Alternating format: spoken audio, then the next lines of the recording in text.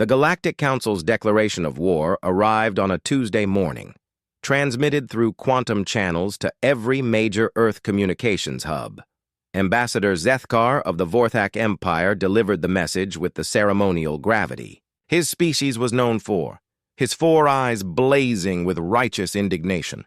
The primitive world of Earth has violated 17 treaties, ignored 43 sanctions, and committed the ultimate transgression of existing without proper submission to galactic authority. His translated words echoed across the United Nations Assembly. The Council hereby declares total war upon humanity.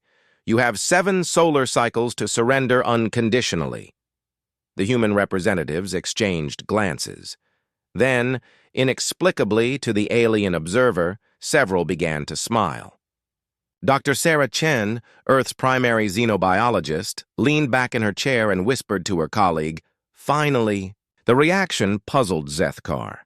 In his experience, inferior species typically responded to such pronouncements with terror, desperate pleas for mercy, or immediate capitulation. Humans, however, seemed almost relieved. General Marcus Rodriguez, Earth's military coordinator, stood slowly. His weathered face carried the hint of a grin that made Zethkar's translator struggle with the nuances of human expression. "Ambassador," Rodriguez began, his voice carrying an odd warmth.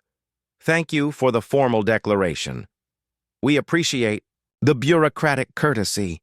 However, I should inform you that we've been preparing for this conversation for quite some time." Zethkar's primary eyes narrowed. "Preparing? You dare suggest you anticipated the Council's righteous judgment?" "Not anticipated," Dr. Chen interjected, rising beside the general.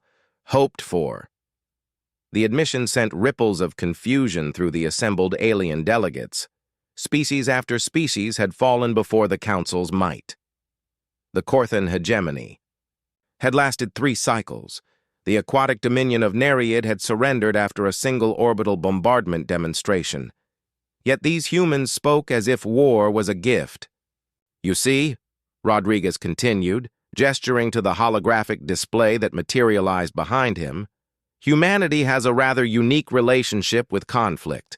For the past 2 centuries, we've been unified as a species precisely because we've had no significant external threats to face together." The hologram showed Earth's recent history, the climate wars, the resource conflicts, the brief but devastating AI crisis, and finally the great unification that followed first contact with galactic civilization. We've spent decades watching. Your council impose its will on world after world, Dr. Chen added, her tone academic but carrying an undercurrent of steel. We've studied every battle, analyzed every surrender, cataloged every tactical mistake your previous opponents made. Zethkar's translator finally parsed the human emotion it had been struggling with. Anticipation. The Vorthak Empire alone commands a fleet of 10,000 vessels, he protested, his 4 arms gesturing dramatically. The combined council forces number in the hundreds of thousands. Your entire species possesses fewer than 2,000 ships.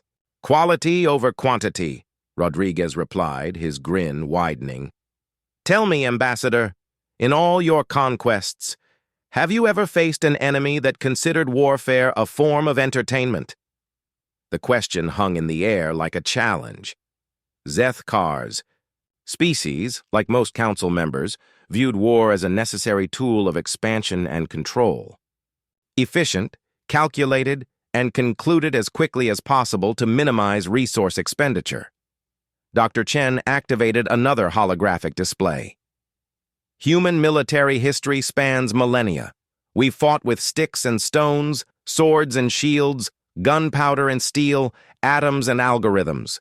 We've developed 17 different theoretical approaches to faster-than-light combat, 43 variations of asymmetric warfare, and, she paused, scrolling through data, approximately 237 ways to weaponize common household items.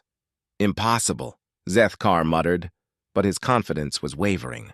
We've also, Rodriguez added casually, been reverse engineering every piece of Council technology that's entered our system for the past 50 years. Your quantum communicators, gravitational drives, energy shields, we've improved upon most of them. The General touched his wrist communicator. Admiral Park, please join us.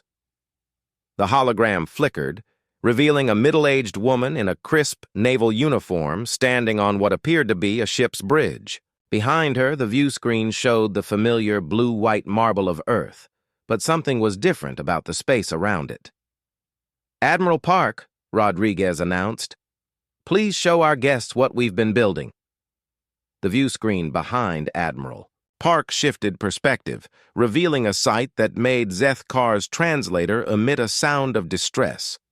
Orbiting Earth in perfect formations were not hundreds of ships, but thousands. Sleek vessels that incorporated the best of human engineering, with improved alien technology, bristling with weapons that hummed with barely contained energy. The first wave, Admiral Park reported with professional calm. Fleets 2 through 12 are positioned at strategic points throughout the outer system. Fleet 13 is exploring other options. Dr. Chen noticed Zeth-Kar's obvious confusion. You see, Ambassador, while your council was busy conquering peaceful civilizations, we were busy doing what humans do best, preparing for the fight of our lives and enjoying every minute of it. This is madness, Zeth-Kar whispered. You're outnumbered 50-1 across the galaxy. 63-1, actually, Rodriguez corrected cheerfully. We did the math. It's going to be fantastic. The human enthusiasm was infectious. Across the chamber, delegates who had seemed resigned to defeat moments before now stood straighter, their expressions shifting from diplomatic concern to something far more dangerous: excitement. The thing is, Dr. Chen explained, pulling up one final holographic display, every species you've conquered was fighting to avoid extinction. We're fighting because war is where humanity truly shines. It's when we stop holding back, stop worrying about collateral damage, stop being polite.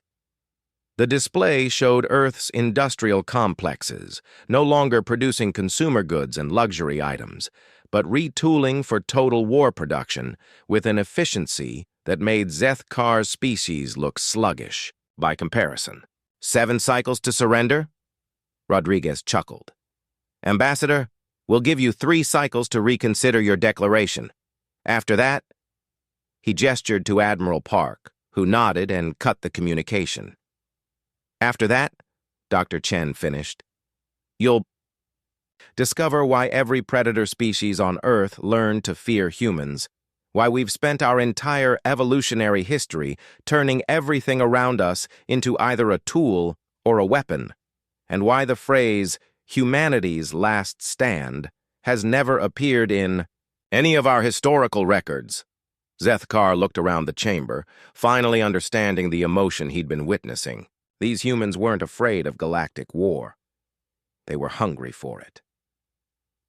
The Council, he said slowly, may have made an error in judgment.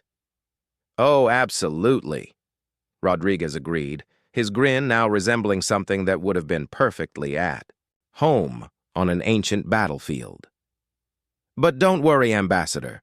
We'll make sure it's an educational experience for everyone involved. As Zeth-Kar's transmission ended, the chamber erupted in activity. Not the frantic desperation of a doomed species, but the focused energy of a people who had finally found a worthy challenge. After all, humans had been waiting their entire history for someone to give them permission to show the galaxy what they were really capable of. The wait was over.